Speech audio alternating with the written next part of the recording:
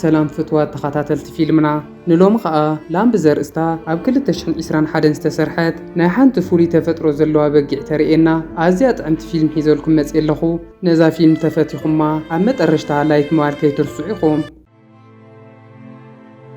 ናይ ፊልምና ታሪክ ዝጅምር ኣብ ሓደ ብበረድ ዝተሸፈነ ከባቢ ክኸውን ከሎ ኣብቲ ከባቢ ሓደ ንግሆ ብዙሓት ኣፍራስ ምስ በረድን ንፋስ እንዳተቃለሳ ዳኸዳ ከለዋ ኣብ ቅድሚኤን ቅድሚ ሕጂ ሪእንኦ ዘይፈልጣ ሓደ ፍሉይ ነገር ይሪኣ እሞ ሰንቢደን ንድሕሪት ይምለሳ። ድሕሪ ንእሽተይ ፃኒሒት ድማ ናይ ፊልምና ትርኢት ተቐይሩ ኣብ መሕደሪአን ዝርከባ ብዙሓት ኣባጊዕ ነቲ ንሕና እንታይ ምዃኑ ዘይፈለጥናዮ ፍሉይ ኣራዊት ይሪእኦ እሞ ንሰን እውን ብፍርሒ ክፃቐጣ ይጅምራ። ካብ መንጎ ዘን ኣባጊዕ ግን ሓንቲ መላእ ስለ ዝነበረት ናብ ሓደ ክፍሊ ከይዳ ዳወደቐት ንሪኣ። ንፅባሓይቱ ድማ ኢንቫር ዝተባሃለ ኣብዚ ከባቢ ዝነብር ወዲ ንላለ። ኢንቫር ምስ በዓልቲ ቤቱ ማርያ ኣብዚ ካብ ከተማ ርሒቑ ዝርከብ ከባቢ በይኖም ዝነብሩ ክኾኑ ከለው ኣባጊዕ እንዳራውሑ ብሕርሻ እዮም ዝመሓደሩ። እዞም ሰብ ሓዳር ውላድ ስለ ዘይብሎም ድማ ክልቲኦም ብፍቕርን ስኒትን ኣዝዮም ተኸባቢሮም እዮም ዝነብሩ። ሃንደበት ኢንቫር ናብቲ ኣባጊዕ ዝሓድራሉ ክፍሊ ክኣቱ ከሎ እታ ትማሊ ዝረኣናያ በጊዕ ወዲቓ ይሪኣ እሞ መላእ ምዃና ስለ ዝፈልጥ ንበዓልቲ ቤቱ ፀዊዑ ነውልዳ ይብላ። ክልቲኦም ኮይኖም ከውልድዋ ከለው ድማ እዛ በጊዕ ኣብ መጀመርያ ማንታ ትወልድ እሞ በጊዖም ማንታ ብምውላዳ ኣዝዮም እንዳተሓጎሱ ከለው ንሳ ግን ሕጂ እውን ጋና ምዃና ድምፂ ክተስምዖም ትጅምር። እኒ ኢንቫር ከዓ ምስ እንስሳ ንብዙሕ ዓመታት ስለ ዝፀንሑ ልምዲ ስለ ዘለዎም ሕጂ እውን ነታ በጊዕ ንክትወልድ ይሕግዝዋ እሞ እታ መበል ሳልሳይ ዝተወለደት ሬማ ግን ፍልይ ዝበለ ተፈጥሮ ስለ ዝነበራ በዓሎም ንኸዕብይዋ ካብተን ኣባጊዕ ፈልዮም ናብ ገዛ ሒዞማ ይኸዱ። ማርያ ነዛ ፍርቃ ኣካላ ናይ ሰብ ፍርቃ ኣካላ ድማ ናይ በጊዕ ዝኾነት ፍጥረት ምስ ረኣየታ ኣዝያ ሕጉስቲ ኮይና ከም ሰብ እንዳተንከባኸበት ሰብ ዝበልዖ ምግብታት እንዳብልዐት ክትዕብያ ከላ ኢንቨር እውን ዘድልይዋ ሓደ ነገራት ከማልአላ ይጅምር። እታ ጓላ ዝተወሰደታ በጊዕ ግን ጓላ ይሃውን ብዝመስል መልክዑ ብናይ ባዕላ ቋንቋ እምቢዕ እናበለት ትርብሾም። ኢንቫር በዓልቲ ቤቱ ማርያ ነዛ ፍርቃ ኣካላ ናይ ሰብ ፍርቃ ኣካላ ድማ ናይ በጊዕ ዝኾነት ፍጥረት ክትንከባኸባ ክርኢ ከሎ ኣዝዩ ሕጎስ ነይሩ። እንተኾነ ግን በይኑ ናብ በረኻው ዝወፍረሉ እዋን ምኽንያቱ ብዘይፍለጥ ነገር እንዳበኸየ ንሪኦ። ግዜ እንዳነውሖ ብዝኸደ ቁጥሪ ማርያን ኢንቫርን ምስዛ ሓዳሽ ዝተወለደት በጊዕ ዘለዎም ርክብ እንዳጠንከረ ኸይዱ ንሳ እውን ጎቢዛ ኢዳ ኢሎም ሽሙ የውፁላ። ኣዲኣ ግን ሕጂ እውን ጓል ይሃውን ብዝመስል መልክዑ ናብ ገዝኦም እንዳመፀት እምቢዕ ምባል የቋረፀትን። ይኹን እምበር ኩሉ ግዜ ክትመፅእ ከላ ኢንቫር ከልቢ ሒዙ እንዳመፀ ይሰጓ ነይሩ። ኤዳ ፍሉይ ምክንኻን ሳላ ዝረኸበት ካብቶም ምስኣ ዝተወለዱ ህፃናት ብዝተፈለየ መልክዑ ቀልጢፋ ጎቢዛ። ካብ ዕለታት ሓደ መዓልቲ ማርያን ኢንቫርን ኣብ ደገ ውዒሎም ናብ ገዛ ክመፁ ከለው ንኤዳ ይስእንዋ እሞ ኣዝዮም ተሻቂሎም ክደልይዋ ይጅምሩ። ኣብ ገዛ ደልዮም ምሳኣንዋ ናፍቲ ኣባጊዖም ዘውፍሩሉ ጎልጎል ይኸዱ እሞ ኣብኡ ግን ንኤዳ ምስ ኣዲኣ ይረኽዋ። ኤዳ ንደገ ወፅያ ስለ ዘይትፈልጥ ቁሪ ስለ ዝነበረ ንኸይተሓምም ብፎጣ ጠቕሊሎም ይሓቕፍዋ እሞ ማርያ ከዓ ንኤዳ ከም ጓላ ስለ ትሪኣ ብሕርቃን ነዲኣ ንኤዳ ትሰምዓ ዘላ መሲልዋ ትፀርፋ። ኤዳ ካብ ክሳዳን ላዕሊ ከም በጊዕ ኮይና ካብ ክሳዳን ታሕቲ ግን ኩሉ ነገራ ከም ሰብ እያ። ብዝገርም መልክዑ ኢዳን እግራን ከም ናይ ሰብ ስለ ዝኾነ ክትበልዕን ክትከይድን ከላ ከም ናይ ሰብ ክኸውን ከሎ ማርያ ኣዝያ ስለ ትፈትዋ ካብ ጎና ይትፈልያን። ኤዳ ዋላ እኳ ይትዛረብ ማርያ ግን ትሰምዐን እያ ኢላ ስለ ተኣምን መርሳ ከይተፀበየት ኩሉ ግዜ ጥዑም ዛንታታት ትነግራ ነይራ። ኢንቫር እውን ኤዳ ንበዓልቲ ቤቱ ካብ ጭንቀት ንኽትረሕቕን ሕጉስቲ ንኽትከውን ጌራታ እያ ኢሉ ስለ ዝሓስብ ንሱ እውን ብዝኸኣሎ መጠን ንኤዳ ክቐርባን ክንከባኸባን እዩ ዝፍትን። ካብ ዕለታት ሓደ መዓልቲ ሓንቲ መኪና በተን ንማርያ ዝነብሩሉ ቦታ ክትሓልፍ ከላ ኣጋጣሚ ሓደ ወድፍቲ ቦታ ወሪዱ እታ መኪና ግን ሓዲጋቶ ትኸድ። እቲ ኣብ ዝበረኻ ካብ መኪና ዝወረደ ወዲ መን ምዃኑን እንታይ ከም ዝደለየን ግን ዝፍለጥ ነገር የለን። ንምሸቱ ድማ ማርያ ደቂሳ ከላ ብሕልማ ብዙሓት ኣባጊዕ መፅን ንኽጎድኣ እንዳፈተና ትርኢ እሞ ብሓያል ጭንቀት ባህሪራ ትትስእ። ማርያ ምስ ተስአት እዚ ነገር ሓቂ ንኸይኸውን ስለ ዝፈርሐት ድማ ኢንቫርን ኤዳን ንኸይሰምዕዋ ቀስ ኢላ ትትስእ እሞ ኣዲኣ ንኤዳ ክትወስደለ እያ ትኸውን ኢላ ስለ ትፈርሕ ናይ ኢንቫር ሽጉጥ ሒዛ ናፍተን ኣባጊዕ ብምኻድ ነዲኣ ንኤዳ ግንባራ ወቂዓ ትቐትላ። ካብኡ ነዛ በጊዕ እንዳጎተተት ናብ ርሑቕ ቦታ ሒዛታ ትኸይድ እሞ ዋላ ሓደ ሰብ ከም ዘይፈልጣ ጌራ ቀቢራታ ትምለስ። ብዝገርም መልክዑ ግን ማርያ እዚ ኩሉ እንዳገበረት ከላ እቲ ትማሊ ብመኪና ናብዚ ከባቢ ዝመፀ መንነቱ ዘይፍለጥ ወዲ እንታይ ከም ዝደለየ ንኸይትሪኦ ተሓቢኡ ንማርያ እንዳተኸታተላ ንሪኦ። ብድሕሪኡ ማርያ ንኸይትፍለጥ ሻወራ ወሲዳ ተሓፃፂባ ክትድቅስ ከላ እቲ ወዲ ድማ ናብቲ መሕደረ ባጊዕ ኸይዱ ኣብ ሶፋ ይድቅስ። ንፅባሒቱ ኢቫር ናብ ባጊዑ ክኸይድ ከሎ ነቲ ትማሊ ዝመፀ ወዲ ይረኽቦ እሞ እቲ ወዲ ድማ ፔድሮ ዝተባህለ ሓዊ ምዃኑ ንፈልጥ። ሽዑ ኢቫር ንፔድሮ ሒዝዎ ናብ ገዝኡ ይኸይድ እሞ ፔድሮ ምስ ማርያ ተሳዒሞም ነታ ደው ኢላ ትኸይድ በጊዕ ኤዳ ምስ ረኣያ ኣዝዩ ሰንቢዱ እንታይ ዓይነት ጉድ ኢኹም ተሪኡኒ ዘለኹም ይብሎም። ማርያ ኸኣ ኤዳ ጓልና እያ እንኳዕ ሓጎሰካ ንስኻ እውን ሓዊ ኣቦ ኮንካ ኣለኻ ብምባል ብዛዕባ ኤዳ ትነግሮ። ኣብ ደገ ወፂኦም ኢቫርን ፔድሮን ስራሕ እንዳሰርሑ ከለው ድማ ፔድሮ ኣብ ከተማ ተባኢሱ ስለ ዝመፀ ኣብዚ ቦታ ንዝተወሰነ እዋን ክፀንሕ ከም ዝደሊ ይነግሮ። ኢቫር ድማ ፀገም የብሉን ካባይ ዝቐርብ መን ደለካ እዩ ኢሉ ይቕበሎ እሞ ፔድሮ ኣብ ስራሕ እንዳሓገዞም ሕጉስ ኮይኑ ምስኦም ክነብር ይጅምር። ኣብዚ እዋን ግን ኢቫር ዘይፈልጦ ሓደ ነገር ኣሎ። ፔድሮ ካብ ቀደም ጀሚሩ ንማርያ ስለ ዝፈትዋ ሓው ዘየለ ክኸውን ከሎ ንማርያ እንዳነኻኽአ ዝርብሻ ክኸውን ከሎ ንሳ ግን ንዝተወሰነ መዓልታት ክፀንሕ ኣብዘን ሓፀርቲ መዓልቲ ደሞ ነዞም ክልተ ኣሕዋት ከባእሶም ኮይነ እንዳበለት ፔድሮ ንኸይርብሻ ባዕላ ተጠንቂቓ ንኽትሓልፍ ትፍትን ነይራ።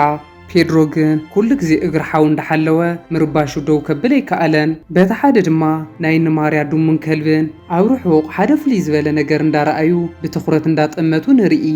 እንተኾነ ግን ናይዚ ፍጥረት መንነት ክሳብ ሕጂ ንዓና ክንገረና ኣይተደለየን።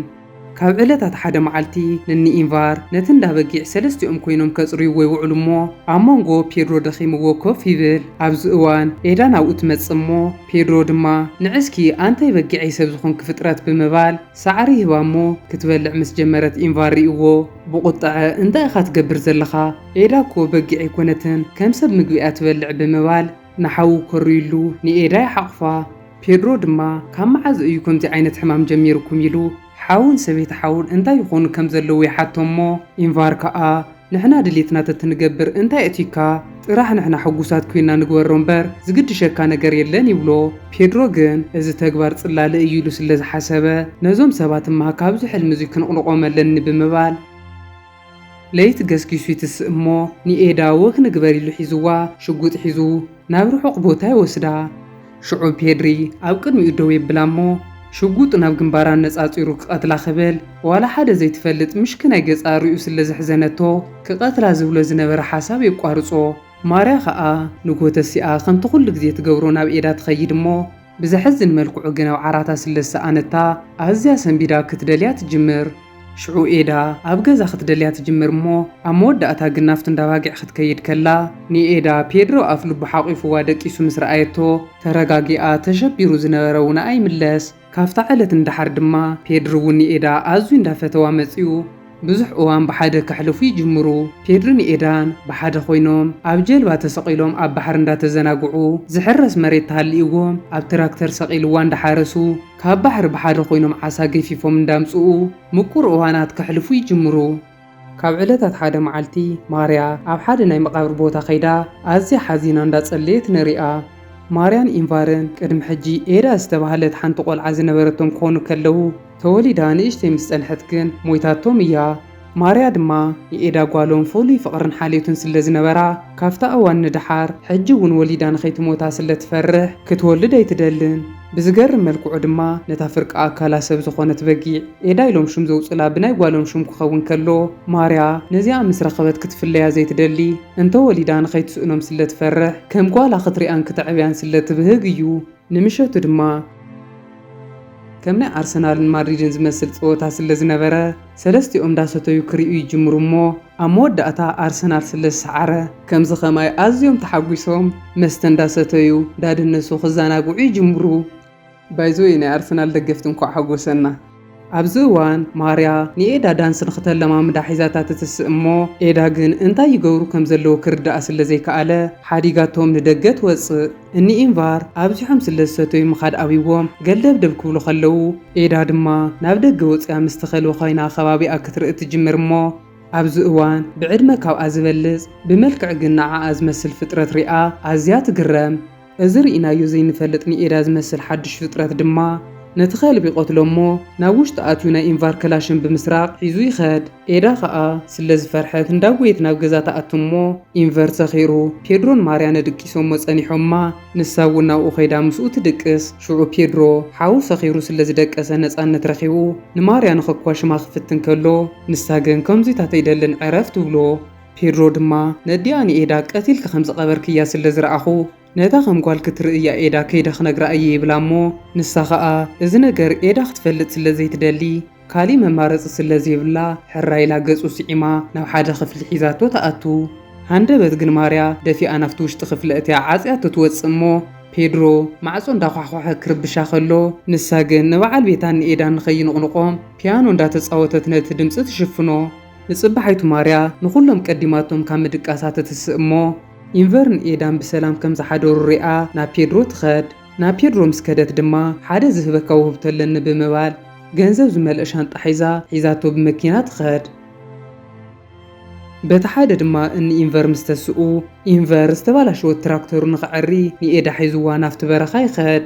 ማርያ ድማ ንፔድሮ ሒዛቶ ናብ ከተማ ዝኸዳ መኻይን ክረኽበሉ ናብ ዝኽእል ቦታ ትወስዶ እሞ ኣብዚ ሕዚ እዋን ኣነን ሓውካን ኣዝና ሕጉሳት ኢና ዘለና ኣይትረብሸና፣ በዚ ነገር እዙይ ተሓጊስካኒ ኣነ ድማ እዚ ገንዘብ እዙይ ክበካ እየ ብምባል ካብ ህይወቶም ንኽወፀሎም ተሓቶ።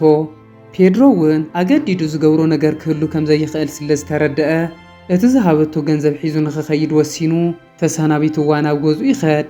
ማርያ ናብ ገዛ ምስ ተመለሰት ድማ ኣብ ገዛ ንኢንቨር ንኤዳን ትስእኖም እሞ ናበይ ከይዶም እዮም ኢላ ክትደልዮም ትጅምር።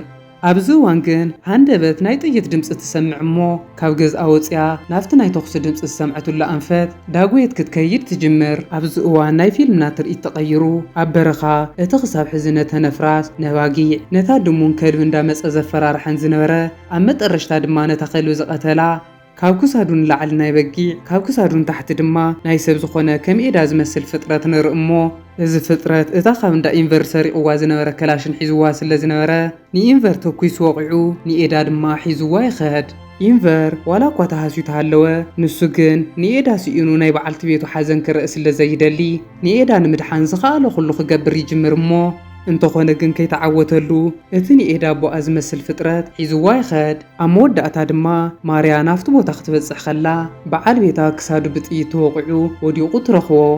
ማርያ ንበዓል ቤታ ሓቂፋ ክትሪኦ ከላ ሞይቱ ምህላው ተረጋግፅ እሞ ኣዝያ ሓዚና ፊቕፊቕ ኢላ እንዳበኸየት ንኤዳ ክትፅዋዓ ከላ ሰማዕ ትስእን። ኣብ ናይ ፊልምና ናይ መጠረሽታ ትርኢት ድማ ማርያ ዝገበረት ጌራ ነታ ከም ጓላ ትሪኣ ኤዳ ንምርካብን ሕኒኣ ንምፍዳይ እንዳሓሰበት ርኢና ፊልምና ትውዳእ። ፍትዋት ተኸታተልቲ ፊልምና ላምቢ ዘርእስታ ፊልም ከመይ ረኺብኩማ? እንተፈቲኹማ ላይክ፣ ነዛ ቻናል ሓድሽቲ ተኾንኩም ድማ ሳብስክራይብ ብምባል ነታ ናይ ደወል ምልክት ምጥዋቕ ከይትርስዑ።